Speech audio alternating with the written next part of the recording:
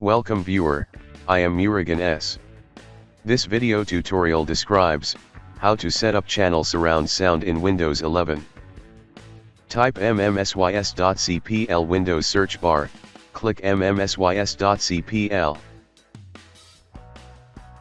Select speaker, click configure. Select 5.1 or 7.1, click test.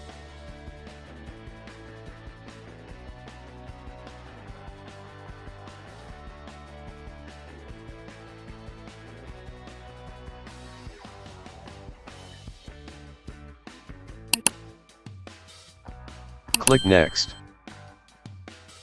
Click next. Click next.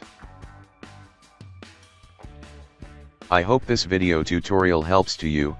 Please like, share and don't forget to subscribe my channel. Thank you very much. See you next video.